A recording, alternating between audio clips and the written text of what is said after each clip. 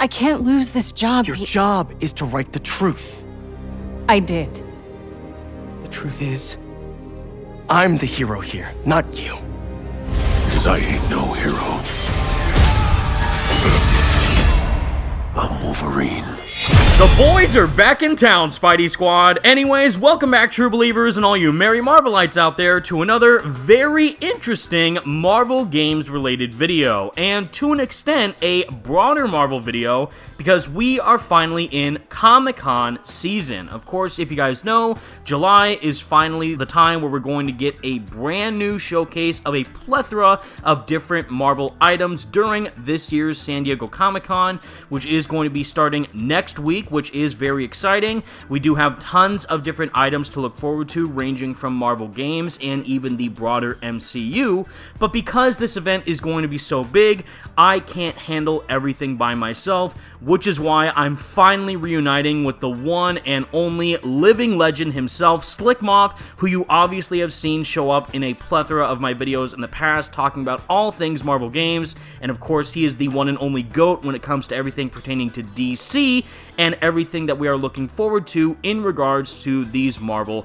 properties. Slickmoth, thank you so much for joining me today, buddy. How you doing? Doing great, Evan. Thanks for having me. And like we were discussing before we started filming, there's nothing to talk about with DC for the San Diego Comic-Con, unfortunately, but that is quite all right. We have plenty of good Marvel stuff coming our way, so looking forward to talking about it. With all the steam that DC kind of has right now with the massive bomb that was Supergirl and I guess the Game of the Year contender of Lego Batman Legacy of the Dark Knight, there is still a lot of interesting things going on with DC right now in terms of comics and even the animated shows, which I am personally a fan of, with My Adventures with Superman. So there is going to be some DC stuff at this year's Comic-Con, but nothing in comparison to what we are all looking forward to, of course, pertaining to these AAA Marvel games and the broader MCU. So we did receive a few days ago the schedule of this year's Comic-Con for Marvel, and it honestly is looking like this is going to be one of the biggest Marvel appearances, I honestly think, in the history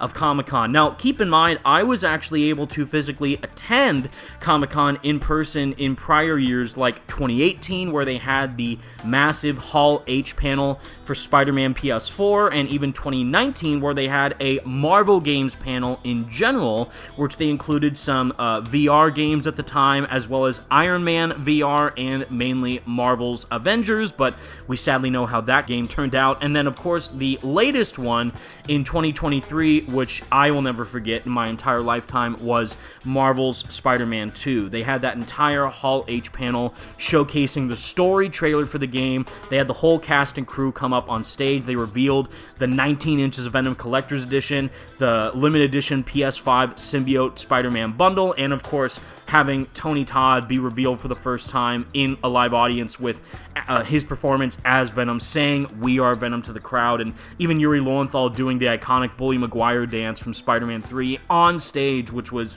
insane. I remember all those moments. It was a mind trip, and I'm so excited because this year we have not one, but two massive Marvel games that are going to be making headway in Hall H, and they are in fact back-to-back, which I find extremely exciting. And for anyone who is going to Comic-Con, you definitely want to make sure that you catch both these panels, because we do know that during July 23rd at 11:15 a.m. we do have the first Marvel Games panel with Marvel's Wolverine, and then immediately following up that afterwards is at the July 23rd at 12 p.m. is Marvel Tokon Fighting Souls. Both massive AAA Marvel games, both PlayStation first-party titles. Even though Tokon is coming to PC, I believe Marvel's Wolverine is only going to be releasing on the PlayStation 5 as it stands right now. It could release on PC later, but mainly both massive first-party titles, both extremely anticipated Marvel properties,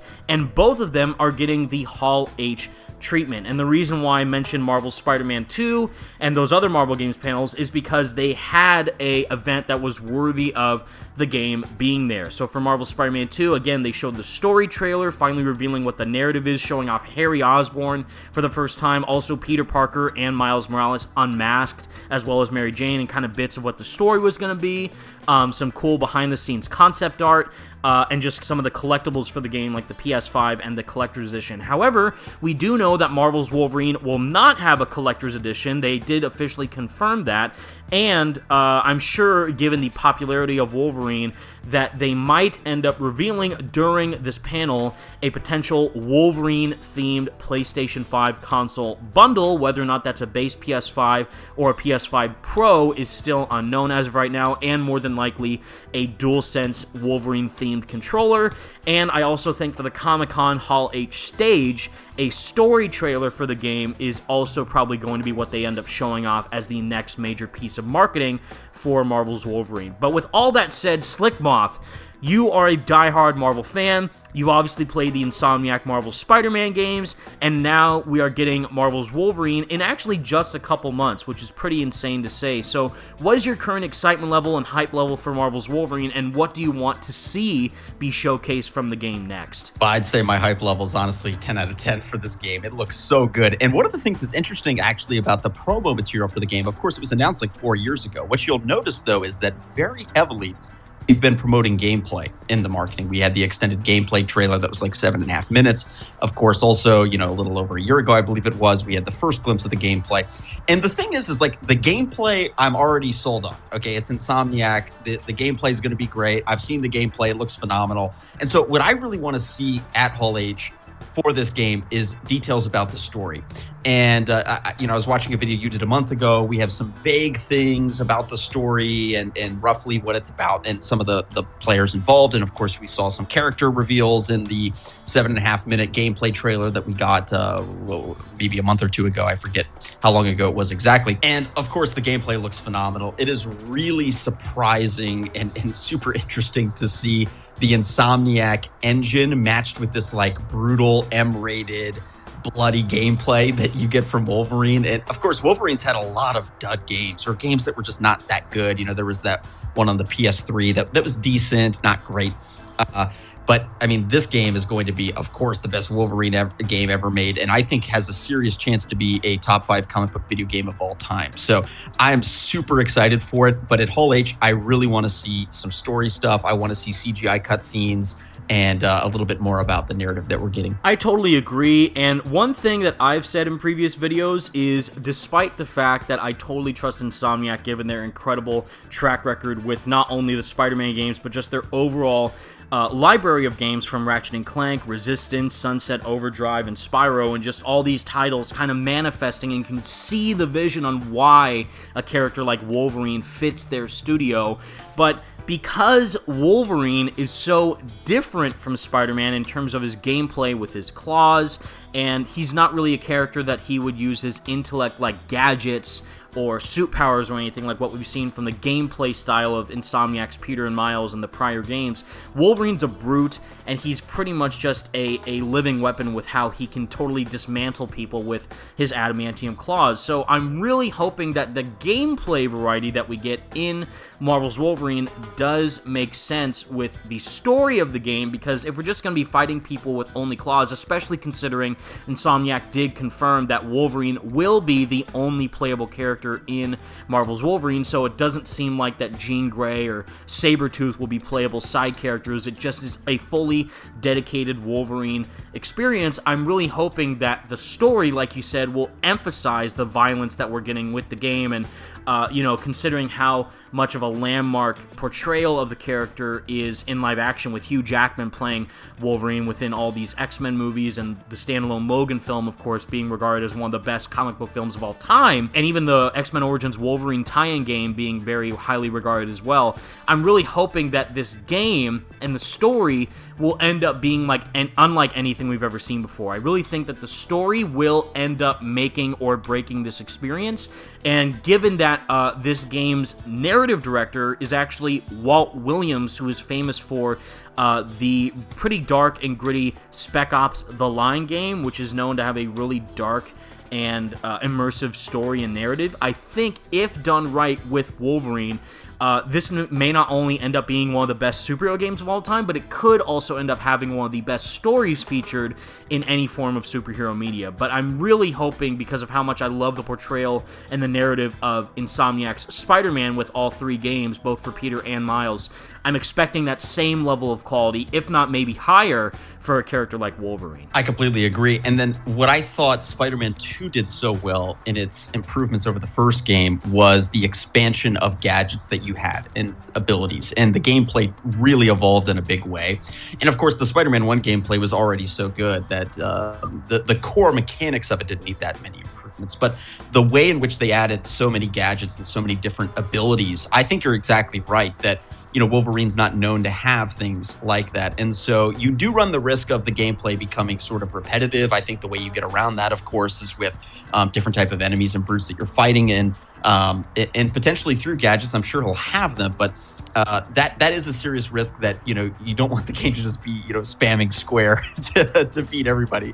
And I don't think that they'll do that. I think Insomniac is going to have the gameplay completely unlocked. I completely agree on the story front. And there have been sort of rumors and discussions. I think there were even like leaks around the story. Thankfully, I haven't seen any of that. So I really know very little about the story. And it's super interesting because the game's only a few months away. And so normally I feel like I'm not in that position where the game is coming out so soon, and I really have very little insight as to what the story's about. Again, besides the things you've covered in your videos and things I've read online and through official sources and things like that. But they've definitely kept it quite close to the vest, which leads me to believe that hopefully there will be some big stories, big reveals that we'll get at San Diego Comic-Con this year.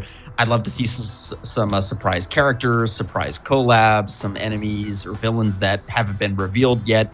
I do think some of the story beats, you can definitely tell that they're pulling from the Logan film, which I like in terms of some of the villains and things like that they're bringing in. So I'm excited for that, but at the same point, they're leaning more into the comic book side of it, as Insomniac tends to do than Logan did, which is more this gritty, sort of grounded film. So I'm very, very excited for what they're doing, and yeah, I really just want to see more about the plot and the story in Hall H. To do a complete 180 on that, considering how dark and gritty Marvel's Wolverine is shaping up to be, and a very visually realistic take on the character in a AAA gaming form, we do have the complete opposite with Marvel Tokon Fighting Souls. Of course, a 4v4 tag fighter, kind of akin to that of the good old Marvel vs. Capcom days, but this is Arc System Works, of course, known for their incredibly dynamic fighting games, and just also their visual aesthetic, making it extremely Japanese. Even one of the behind-the-scenes titles for one of the developer diaries for Marvel Tokon was From Japan to the World, and you even see that directly with a character like Iron Man going full-on Gundam, Beautiful Joe style, with his armor looking insanely cool, and Spider-Man having a very tokusatsu type feel, and Captain America with a very over-stylized jacket. Just a lot of cool, stylized character designs for these overall heroes and villains that we're going to be playing as. Even the roster of characters ranging from characters we've never seen in a Marvel fighting game like Carnage, Green Goblin, Blade, and just we saw the recent reveal of Deadpool and Loki on Ghost Rider's team for the Samurai Outriders at EVO, which was super cool, and the game comes out next month in August, so it's going to be very interesting what they show here. I don't know also if Marvel even has the budget for it, which I'm sure they could find a way, but if they end up doing a Wolverine-themed PlayStation 5 console bundle and DualSense controller, since it is a first-party title, I'm wondering if they would also do a Marvel Tokon-themed PS5 bundle and DualSense controller to celebrate that game's release as well, especially for all the die-hard fighting game fans out there who are very much looking forward to the game. And we already know there's not going to be any collector's edition or anything. They just show that there's going to be an Ultimate Edition that you can buy digitally for $100. We got the whole roster of characters right now. They might tease some of the upcoming DLC characters later on down the line during the Comic-Con panel, or even what the story for the game could be at its core, relating to all these characters fighting off the main threat of the game. But Slickma, for you, I know that you're a diehard fan of Marvel. What's your take on Marvel Tokon being this kind of different style of fighting game, and just the kind of overall archetype that's being implemented within this game as a whole? Well, the interesting thing is, like, historically, I've not been super big into fighting games. It's not necessarily a genre of game that I'm really into compared to, of course, first-person single-player games or shooter games like Call of Duty and Overwatch. I've played a lot, etc. But I love the Injustice games. I love Mortal Kombat, and I am so excited for this game. I think it just looks so good, as you mentioned. I mean, Green Goblin being played. I mean, that's just so cool. And on top of that, you have to consider that for me, Marvel vs. Capcom, I believe that came out in 2017, and I enjoyed that game. I liked it. But at the same point, I'm not super into the Capcom characters. Nothing against them. I'm just not like super into it. So to me, I'm much more excited for this game than I was for Marvel vs. Capcom because it is fully leaning into the Marvel universe. And on top of that, there is going to be a single player story involved as well. And I'm very excited to see that. As you mentioned, a very unique art style and game design style you don't typically see. It's sort of, when I look at the gameplay of the game, it reminds me very much so of a comic book, right? Of course, more in that anime, Japanese style, almost more manga style. But I mean, it's really, really interesting, and I think that it's going to be a blast to play, and I cannot wait to kick your butt with Green Goblin. And we know you'll play Spider-Man, but that's fine. But Evan, you got to branch out and try some of these other characters too, because there's going to be a lot of fun ones to play in this game. So it's going to be really, really fun, and I just cannot wait to play. Of course, multiplayer, but the single player story. Again, this is sort of the same situation as Wolverine. It's like I don't even know what the story is about, and the game comes out in a month. It's really they're keeping that quite to the vest as well. And of course, with fighting games, they're more known for the multiplayer and the actual combat aspect of it. And these games are just so intricate as well. One of the things I love about fighting games is the skill gap that you have. And I'm on the bad end of the skill gap, and I get destroyed by people. But, as you take a character and you get really good with them and you learn their abilities, they can be very fun to play. So I'm looking forward to this game a lot. I'm curious what you think about it. Well, to lean into what you just said, I'm completely biased considering that not only is Spider-Man in the game, and yes, he'll be my main, and I played the closed beta of the game, which did feature Spider-Man as one of the playable characters, and he was incredibly fun to play.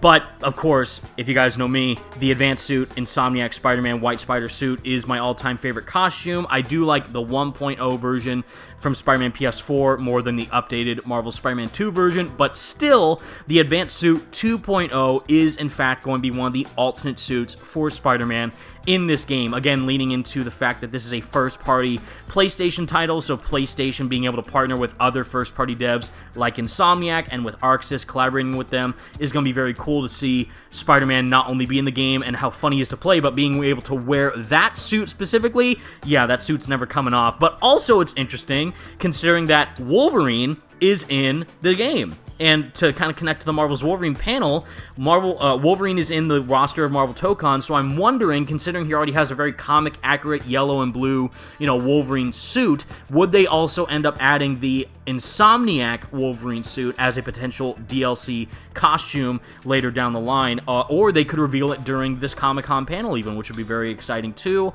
And again, there's a limited amount of marketing left for the game before it launches, so I'm wondering what exactly they would show for this experience during a big event like Hall H. Because keep in mind, again, this isn't just a panel for the game, it's in the biggest hall convention showcase area for San Diego Comic-Con of Hall H, and it's going right after the Marvel's Wolverine panel finishes. So 2 massive AAA Marvel game panels back-to-back in Hall H is insane, and I'm wondering what a fighting game will be able to do to really convey that presence. And again, a Wolverine DLC suit would be cool. For me, I think given that we've already seen the full roster of characters in the starting lineup for the game, I think having people get a first tease of who the DLC characters could be for like the first season pass would be very, very cool. And you know me again, I'm biased. I hope one of them is Venom. That would be an instant layup, especially considering that Carnage and Green Goblin in the game. Get a bigger rogue in there with Venom would just be insane to do. As well as a lot of people have been wanting to see Thanos, considering that Doctor Doom's in the game, and Magneto, and of course Green Goblin and Carnage. They want more villains in the game, so Thanos would be an interesting pick. I also think, given their interesting choice of characters already with more kind of, not obscure, but more newer Marvel faces like Miss Miss Marvel and Robbie Reyes' version of Ghost Rider? Would they do more classic picks, like in the Marvel characters rogues, roster, like some of the Defenders, like Daredevil, Iron Fist, or Luke Cage? Or would they do someone new within the Marvel Universe, like maybe some of the Runaways, like Nico Minoru? Or would they do, another few of the Midnight Suns, like Moon Knight would be very cool. Just all these different picks within the Marvel roster, not only including fan favorites like, of course, Spider-Man, Iron Man, Captain America, but because this is, like you said, it's not Marvel versus Capcom, Marvel versus DC, whatever. It's purely Marvel focused. It's a full-on Marvel fighting game roster only filled with Marvel characters. So which characters for you, Slickmoff, would you like to see be added within this game, or which character would you as a Marvel fan would want to play as the most? Yeah, that's a great question. I mean, the thing is like the hard part about these fighting games is exactly what we're discussing, which is that there's so many characters in the Marvel, hundreds and hundreds, maybe even thousands in the Marvel universe, but in a game you can only fit so many characters. And I remember this is the same thing that happened with Injustice. Batgirl was DLC in Injustice 1. I was thrilled about that, and then in Injustice 2, there was no Batgirl, and I was just livid. They swapped her out for some of these other characters that weren't in the first game because everybody was mad that the characters in Injustice 2 weren't in Injustice 1. And so there's always going to be that balance, but you can't add an unlimited amount of characters just based on resources, but also the fact that it becomes very difficult to balance the game the more characters that you have. And these fighting games are incredibly balanced, typically in terms of the way that they're managed. And so I think I'm eyeing Green Goblin as a main to start. I watched his gameplay trailer and it looked really, really good. But there's a couple of DLC. As you mentioned, they could go in so many different directions. And can I just also say, I'm so glad that we are largely over this whole drama with the rights. And, you remember like 10 years ago, it was like, well, we can't use Daredevil because he's at Fox, and we can't use Spider-Man in the MCU because of this. And it seems like, I don't even know the technicalities of the legal things that have happened in the past 10 years, but there's just been so much improvement in that. And that I'm so glad that we're getting, Deadpool, we're getting Wolverine in the game, we're getting Spider-Man, as it should be. Everything should be under one umbrella. And so I'm very glad to see those characters that historically for the last 20, 30 years have had these sort of been shelved and not been accessible to all of the Marvel properties now being in the fold much more fully. I mean, I'm straight trash at fighting games like these, like 2D fighters, so I'm probably going to get my ass whooped by you if we play together, but I'm super excited to play it regardless, and I think it's going to be a total blast. And the fact that it is a 4v4 tag fighter, I also think that makes perfect sense to include the Fantastic Four in there one way or another, because that just makes perfect sense. And the last major Marvel game that is going to be appearing during Comic-Con this year is, in a variety of showcases actually, is Marvel Rivals. The absolute phenomenon that it is, one of my personal favorite Marvel games that has ever released. It is going to be here in a variety of ways. We're going to get a cast panel, being able to meet the cast from the game, also celebrating their current summer event that's going on right now within the game, and also some cosplay events and stuff as well. But those will not be in Hall H. These are just going to be other panels to just celebrate the game in fun ways. But the fact that Marvel games, again, not one, not two, but three massive Marvel games, all of which are different genres, all of which made by different top-tier developers, all of which have their own demographics and fans, are having a full presence within Comic-Con this year, on top of the other major Marvel stuff that will be there with the comics, and of course the MCU stuff, which I'm sure everyone's looking forward to the most, with Avengers Doomsday, and maybe some stuff relating to Spider-Man Brand New Day before it releases this month. But for you, Kobe, just again, kind of connecting all these together, Marvel's Wolverine, Marvel Tokon Fighting Souls, Marvel Rivals, and this MCU panel, Marvel's going out in full force. They have so many different areas and avenues to get people invested into the Marvel brand and these characters, whether that be through films, multiplayer shooter, multiplayer fighting game, or a single-player action-adventure game. Marvel, I think, is just ticking all the right boxes. And just what's your perspective on kind of the overall amounts of success that they've garnered within the video game medium? Number one, they've done what I think is really smart, which is having a studio like Insomniac work on multiple projects at once. And so Insomniac prove that they are great at what they do and that they can handle more than one game at a time and through different subsets of their studio. And so they're sort of applying their formula to now Wolverine, of course, and there's rumors of potential other games that they might be working on in the future. And so I think that was really smart, and frankly, something that other studios like DC as example should have done a long time ago with studios like Rocksteady. Secondly, the other thing is that I think that, as you mentioned, what Marvel's doing really well is they're appealing to different types of gamers. You have the fighting game people, which are their own thing. And the interesting thing is, like, a fighting game guy or gal who's really into that, they might still play the game even if they're not that into Marvel, just because the fighting games are sort of rare. They don't come around all that often, and there are people who are really into that, and that's their thing, is fighting games. And so they're going to get the sales from the Marvel fans like me and you, who aren't necessarily big fighting game people, but we're still going to love the game and play it. But they're also going to reach out to the fighting game people who otherwise maybe wouldn't buy a Marvel game. And then, of course, you have Marvel Rivals, which was really interesting because it actually became almost like an Overwatch killer of sorts. It was sort of critiqued early on for being too similar to Overwatch, but then all the Overwatch players went to Marvel Rivals, and it sort of ended that game in terms of its popularity. But I've been a competitive shooter player for a long time with Call of Duty and Overwatch and games like that, and so I absolutely love the game, and I cannot wait to see what they unveil. Of course, it's the same thing with the fighting game situation where, you're always wondering, are they going to reveal new characters? Who's coming out? As you mentioned, I mean, they've been going for a couple years now, and so I think that they'll probably have the smallest presence out of the MCU and Wolverine and the other things that they're unveiling, just because they're already cooking and they're already doing well.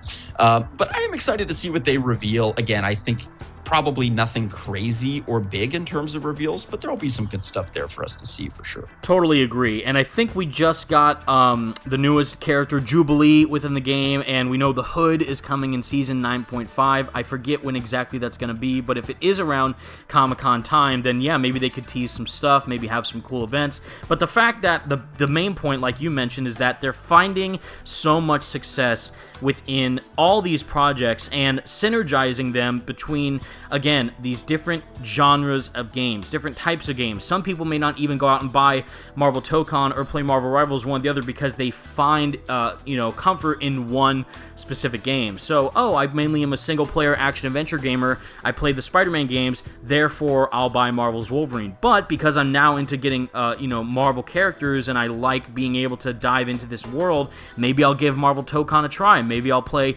Marvel Rivals. This general consumer is getting interested within the brand through these different avenues of games, and unlike the diehard fans like us, we're playing everything, and we can't wait to see what the next thing is. But these different projects is the reason why Marvel games is as successful as it is. All these games, in a way, are supporting each other.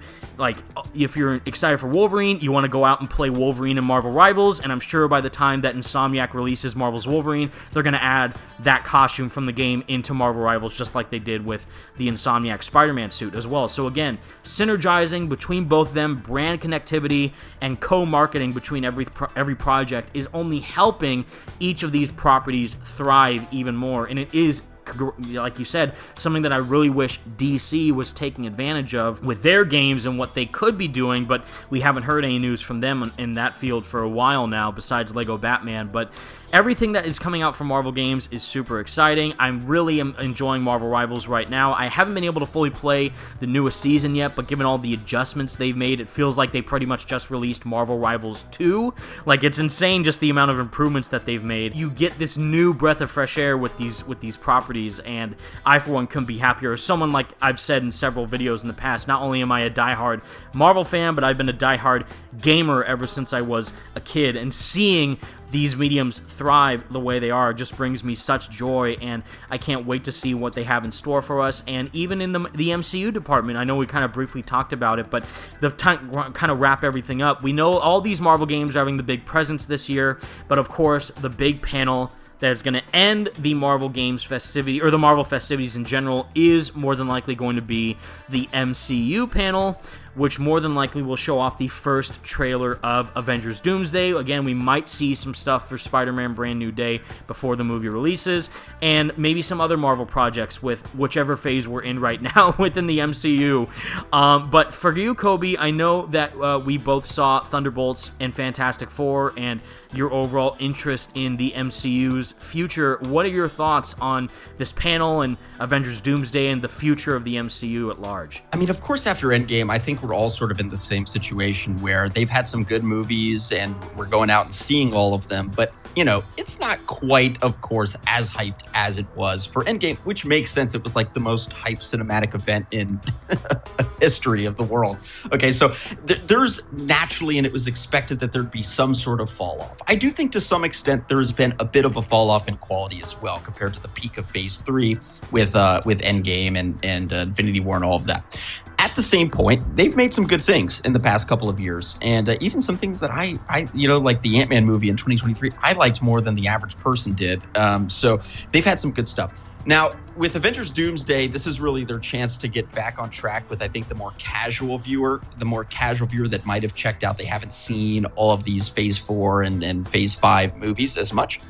And but people are going to go out and see this movie, of course, and that goes without saying. And it's going to do incredibly well. It's probably going to be easily $1 billion hit. It's very important that they stick the landing on this, though, because, you know, Secret Wars really depends on it. It depends on this movie doing well and a lot of people seeing it in the same way that they saw Infinity War before seeing Endgame, right? If Infinity War didn't sell a lot of tickets, then Endgame wouldn't have worked. And so it's very important that this film does well for Marvel, and I think it certainly will. And so they have to make a big splash here at this event. I actually think that they're going to lean much more heavily into Avengers Doomsday than Spider-Man.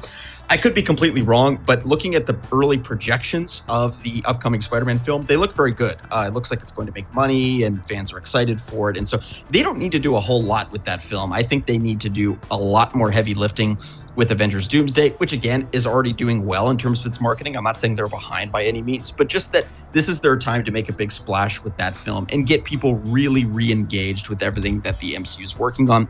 Of course, we also have the upcoming WandaVision sequel series, and I assume that they'll touch on that a little bit. Of course, WandaVision was a huge hit. It's my favorite MCU show. I think it's the best one by far. And so they're doing another show in that sort of universe. So that will be phenomenal. So they have a lot of different things they can reveal. And Marvel, I mean, they're the goats of Hall H. There's no doubt about that. I mean, this goes back years and over a decade now, from when they first brought all the Avengers on stage in, what was that, 2011, 2012, a long time ago.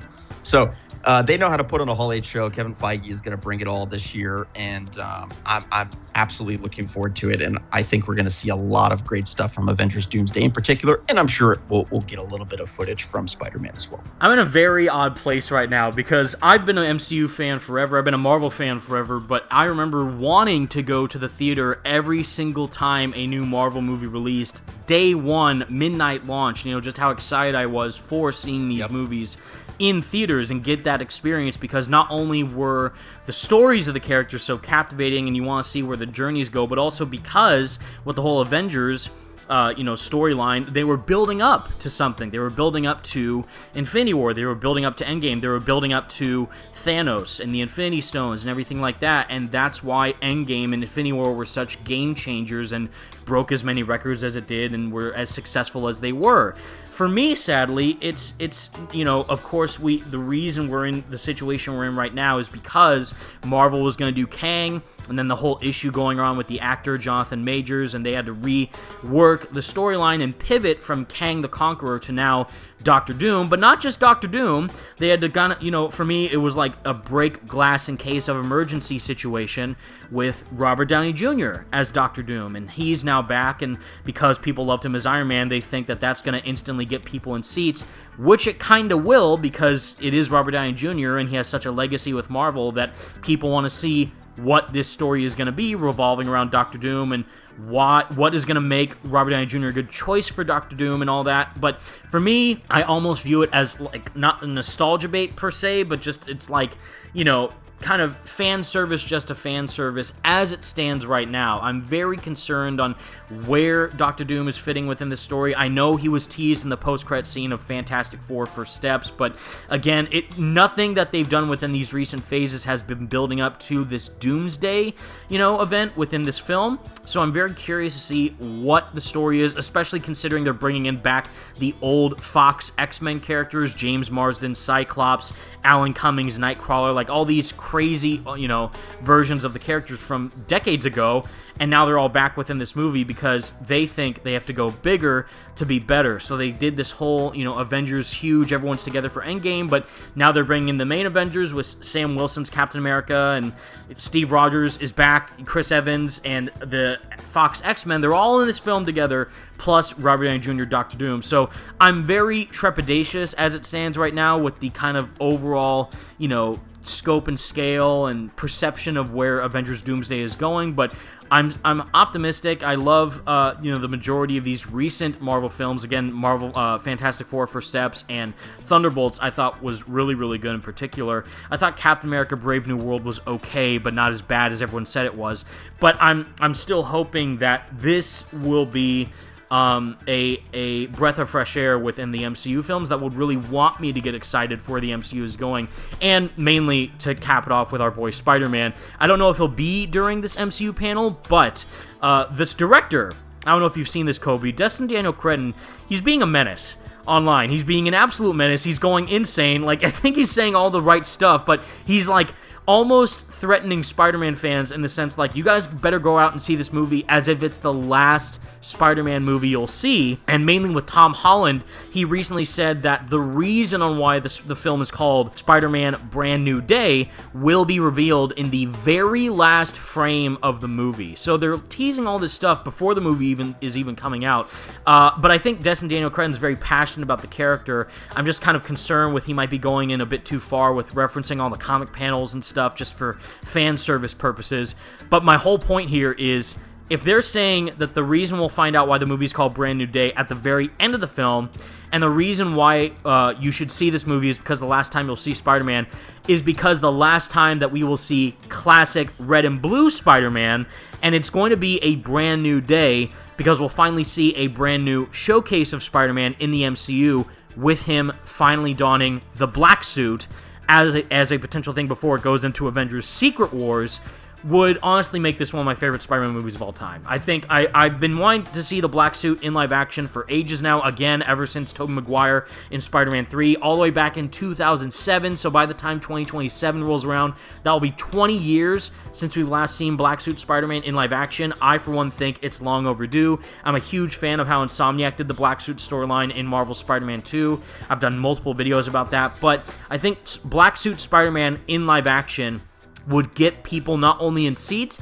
but get them even more invested to see where the future of MCU Spider-Man story is going within this universe, especially if the rumor is right now that he might die at the end of Brand New Day. So there's a lot of exciting things and possibilities going on right now with that film, and if they somehow tease Black Suit Spider-Man at the end of it, then that's going to be absolutely insane. Totally. Actually, the first poster I ever had in my room was the Spider-Man 3 Black Suit poster, so I completely agree That's that sick. I would be ecstatic to see that.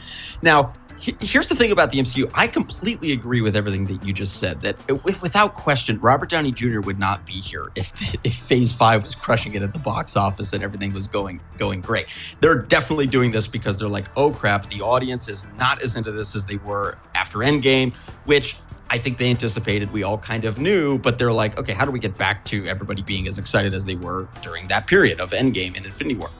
And so the thing that I think is interesting is I agree that there are these sort of shameless fan bait sort of things that they're like, okay, Robert Downey Jr. is back, even though you just killed him. Of course he's back. But at the same point, you just mentioned that a lot of these movies, you haven't been super eager to go watch the first night that they're out. And I felt exactly the same way. So a lot of these I watched, I'll watch them like next week. I'll watch them week 2, maybe even week 3. It's easier to get seats then. But this is the first one in a while, besides Spider-Man, I'll also see opening night. But this movie is going to have a frenzy of people like you and me there on opening night. And so from that perspective, I do think Kevin Feige's doing his job, is he's getting us excited. He's going to make a box office hit. Now, if the movie's terrible, then yeah, that's going to damage their brand. But, you know, Kevin Feige's very reliable. He doesn't tend to oversee genuinely bad movies. Of course, there's been some average ones, some okay ones in the MCU, but not very many really, really bad ones.